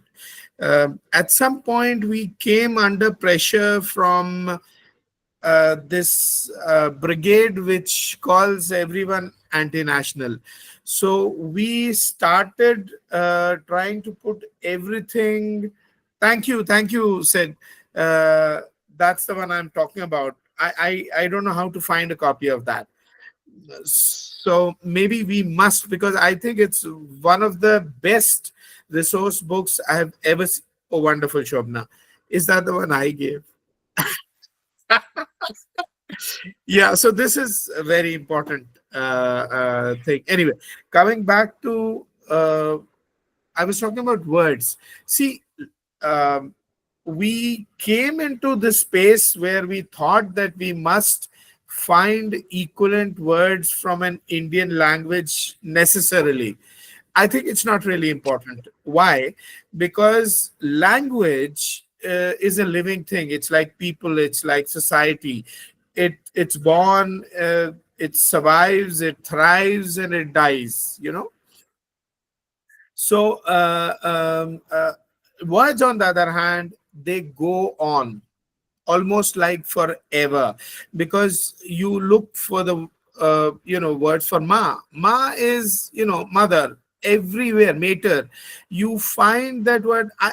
I'm not a linguist, so I can't tell you where it came from, but words carry through language which are dead. They still use those words, and we carry them into our language. Okay, so I refuse to, at this point at least, agree that any language has any original words.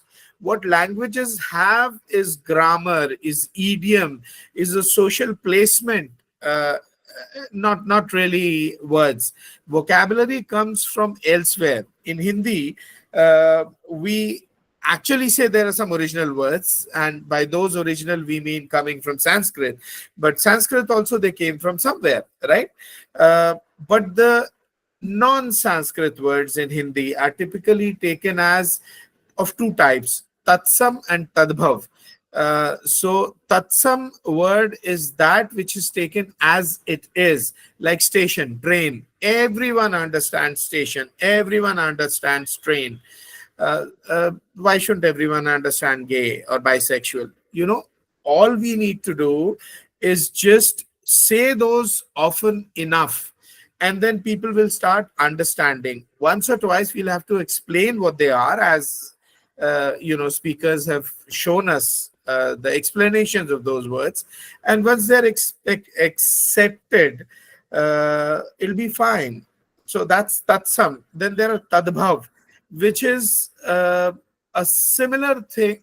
You sort of modify it somewhat and use it. Okay, like for example, the word zimma or zimmedari maybe comes from Persian, but today in Hindi we say jimmedari.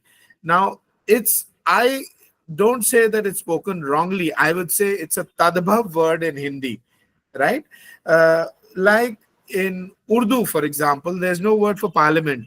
So in Urdu, BBC Urdu service, they adopted the word, they modified it in Urdu intonations, and they started using the word parliament. Now, I thought that was a beautiful transformation of a word. You can't say parliament. Most Urdu or Hindi speakers can't really say parliament very clearly, right? So once you go to parliament, it's fine. I mean, of course, Sansad is an even better word, but I'm just giving you examples.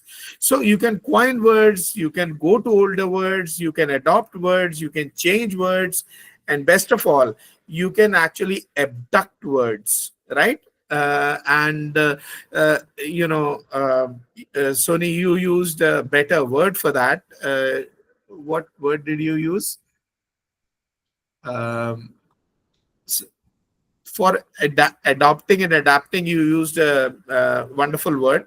That's the word I want to use, but I've forgotten it now. Anyway, so appropriate. Did I say appropriate? Thank you. Appropriate. Yes. So many of these words are appropriated words. So why can't you find the exact translation from queer in Hindi or in Marathi? Is because even in English it's an appropriated word. It was never used for that. Similarly, for example, the word gay, it's an appropriated word. It was never used in this sense. We appropriated it. And there was a time when I really used to say we must appropriate as many words as we can, or reuse in a respectable way. Okay, so queer, for example, is sort of a negative word, but we made it positive in a way. Thank you, Ishita. So we did that. In fact, I don't know whether it was 1991 or 92. There was a so-called conference. Not a conference. It was so-called party, and the people from all over South and Western India, men, gay men, or MSM. We went there, and that was somewhere in between Kolhapur and Sholapur. And we were, everyone was given some time to speak. So I was also asked to speak. And there I said, people said, what word should we use? Some of the earlier speakers had said. I said, appropriate or abduct an earlier word. So I said, I ended on the note, which is where I will now also end my monologue, is that गर्व से कहो हम गांडू हैं. That's it. Thank you. Very interesting. Thank you for bringing in this now playfulness, because it's one of the only questions I think I wanted to close the conversation. It's from our end. Of course, we have audience questions. Was to say, how do we innovate, or do we innovate? It's also part of the curatorial note. Because somewhere it feels like we are looking for or in search of new language, or yes, use of the old language in a different way. So that, do you have any thoughts on this whole idea of innovating, or are we looking for a new language? Yeah, no, I actually agree with what OS just said, because I think even for legal language, when we talk about, when the translation doesn't happen, when you can't directly translate, so if you're translating a legal document, it'll make much more sense to try and appropriate, right? So a word like queer, for instance, if you just write queer in Kannada, like the word queer, it might be written like that. And then that generates a meaning, which will generate a meaning which will be probably much more similar to what we intend than trying to translate it into, I don't know what, some weird translation or mistranslation, etc. So I think actually there's a great discussion, and even listening to Sony, from literature, we already have words like hamjinsi, etc. Right? We already have a tradition. So there are ways in which, Parliament is such a great example. So if though, I think it's important for us to think about, even in the context of legal language. Yeah. So I'm totally on board with where this discussion is going. Always, you wanted to say something as well. Yeah, I just wanted to say that I think we are generally left with only three options, in my view.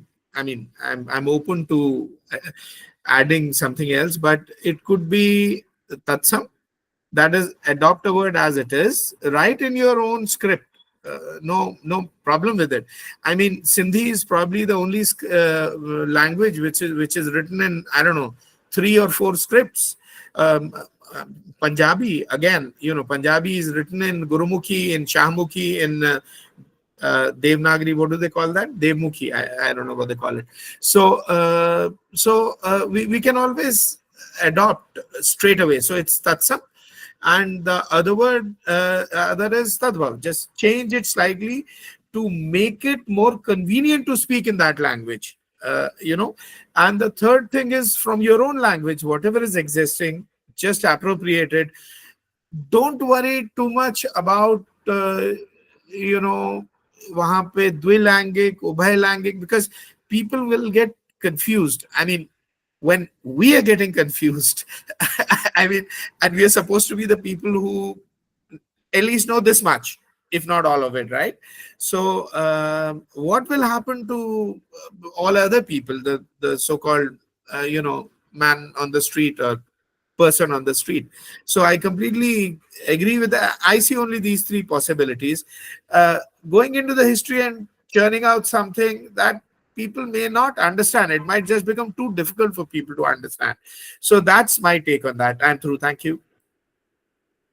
And just to add a thought here, when we were also preparing for this presentation, so we were also mulling over these questions.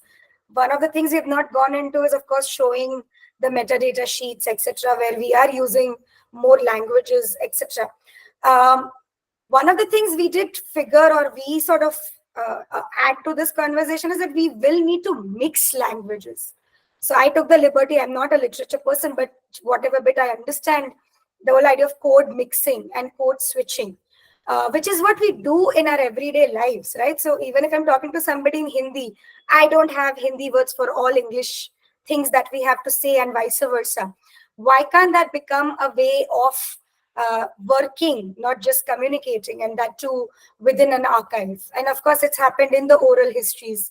Very conveniently, everybody switched languages, or let more languages seep in. And could an archival catalog or archival procedures also reflect that fluidity? So over here, I use that fluidity now with a lot of insistence, because it connects with the subject matter itself, right? And it shows that, yes, this is what a queer archive could be, or queer archives could be. Soni, would you want to add anything to that? I would only want to say that I do not come from the position of an LGBTQ, LGBT plus scholar. I approached your prompt from the point of view of what I am discovering about Sindhi literature. And of course, I welcome all critiques. And I do not think I said we should only, that this particular way of reading is the only way. It was just something that I found very interesting and I had fun with. But I absolutely accept everything that is being said. Thank you. There's I also just one more wanted to question. add, Ishita, just Yes, quickly, that when this when the Delhi High Court judgment happened, I was working at ALF, the Alternative Law Forum, and we had done this little booklet, which was explaining it in English, Kannada, and I think a few other languages, Hindi, Bengali, and then we went to present this to communities in Bangalore, in Kannada. And then we would borrow from that. But we had the same issue, because when we were explaining it, then we came to, so we used just like terms like transgender, instead of trying to translate that exactly. I mean, we did use some of that as well. And also it was translated like that in some of those terms were there in the translation as well. So the translator, she was a literary figure, Kannada literary figure, Du Saraswati, and she kind of had to choose and do that. So that's an interesting exercise. And then how that sticks on, how that then sticks on. And I was just thinking, even when you watch Netflix and things like that, you watch Japanese serials, they use English words often for many things, they do use. So it's not as if, I guess, if you want to keep it as a living language, then that's how you have to approach it. I think very similar experience for me, and personally as a curator, and I was telling the team that we had an open house and a launch of an archive in Gujarat, in Bhavnagar. And it was quite a vast exhibition to do it in any one language, to be first. So the duality of Gujarati and English had to come in, which was evident, because it was inevitable rather, because the audiences would understand. But to take it to an extent where we would write Gujarati, which first of all, we ourselves couldn't understand, wouldn't be the way to go about it. So English was perhaps brought down, and then Gujarati was not elevated to a level where that also becomes inaccessible. It's there because we should show something in regional language. And that's where the curatorial content throughout the exhibition kept using both languages as a scaffolding, if I call it so.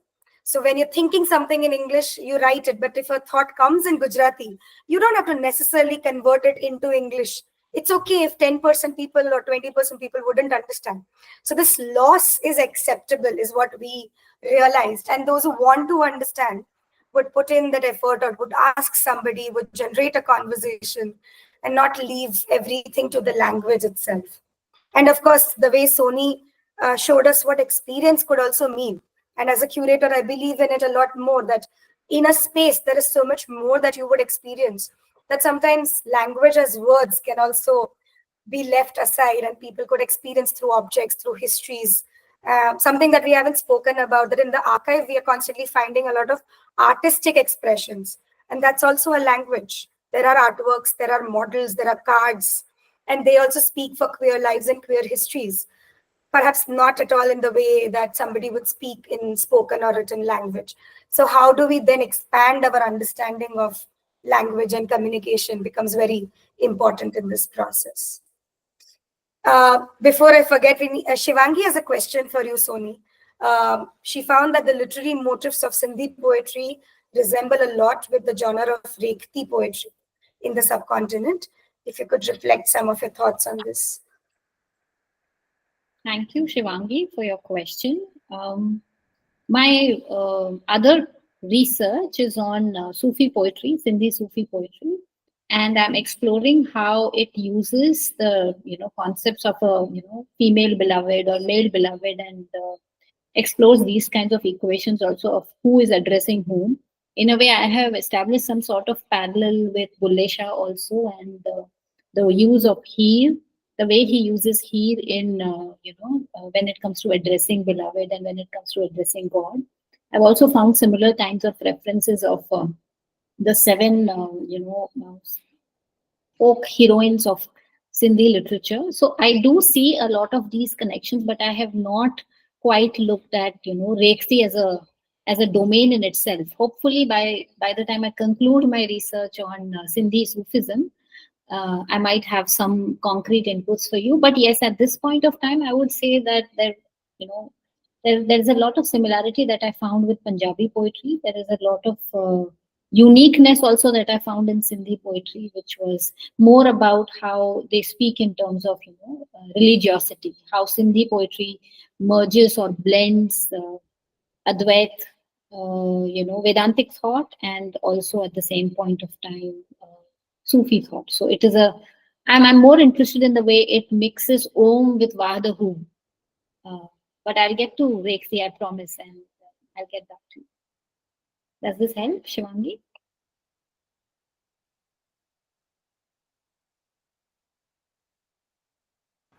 If I can just add to what Soni shared for Shivangi, see the poetry which you find, whether it's Rekhti, Rekhta, Urdu, Hindustani, Hindi, Urdu, whatever you call it, it's the same continuum really. And Punjabi and Sindhi, these are all, and incidentally, also Pashto, Balochi, and Farsi to an extent. These are all, they draw very strongly from the Sufi spirituality. And in Sufi spirituality, Wahdat al-Wujud, or, non non-dualism, Advait, is a very, very strong stream. In fact, I would say it's probably the mainstream. And if you actually look into Rekhti or Urdu poetry, you'll find that it's probably the only poetry which in the world which straight off goes against the society, the powerful. It just, the moment you pick up any ghazal or nazm from any of the ustads, Mir, Ghalib, whoever, you'll find that they're just against this monochromism of thought, belief, social setting. So it just wants you to break away from all that. This is not the forum for that. We'll probably do it another time. Thanks. I have a feeling that we'll have to have one on arts and archiving. I think that's a good.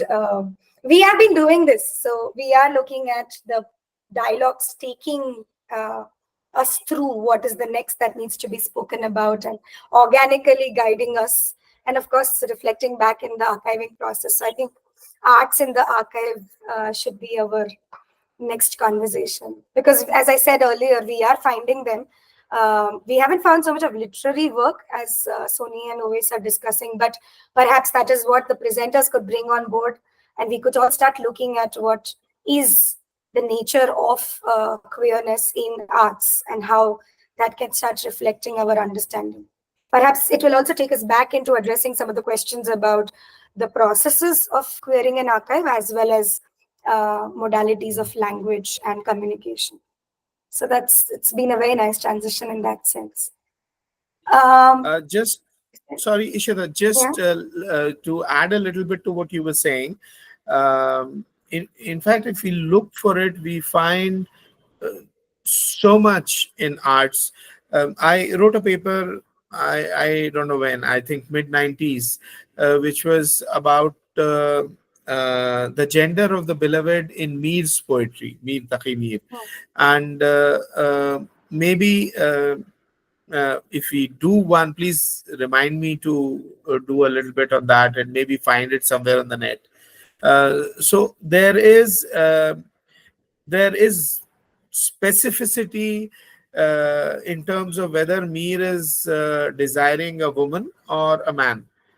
And again, another time. Thanks. Yes, no, so that we will sort of take wind it up in another 2-3 minutes, and always we'll perhaps have you as one of our presenters and speakers, and not just a respondent. Perhaps we'll take you up on the offer completely. Anyone else in the audience has any comments, questions, thoughts? I don't think any of these questions or thematic areas are easy to sort of conclude. So we usually leave them loose-ended. So I don't want to get into any formality of winding it up. Yes, Rashi, Art and Archives. Shivangi is sort of introducing, I think, the work that she does. Wonderful. And Shivangi, do feel free to get in touch with any of the speakers. We are happy to connect you to them. Even always, we do have his contact details and we can connect you. Shobna, any closing thoughts from your end? I think this is an interesting start to querying archives in India, because language plays a critical sort of tool as to how queer lives were shaped in India, and discovering them or rediscovering them or reinventing them. It's through this dialogues, I think, has become even more important, because there was a language that was developed to talk to each other earlier. We just have to discover more about that, I think. And this is an amazing platform or discussion that it sort of energized me a lot more. Thank you, everybody. Thank you, Shobna. I think that's an interesting question to end the session with, because Shobna said, whom are you talking to? And I think we never ask that question when we talk about language. And I think the different aspects that the presenter showed us is reflective of that the language had to talk to different people or different types of people. And that's where its nature and fluidity kept shifting. Wonderful. On that note, thank you everyone for joining us on a Sunday morning and keeping it so stimulated. If there wasn't a constraint of time, I'm sure we all would have. And if there was more tea and coffee, we would have kept going. Thank you everyone for presenting, responding, and listening in. And see you all in another few weeks for the next dialogue. Stay in touch with Queer India Archives on Instagram, and find us otherwise through our profiles on other platforms. Thank you. Have a wonderful Sunday ahead. Thank you. Thank you. So much. Thank See you you. so much. Bye. Bye-bye. Bye. Thanks. Bye-bye. Bye.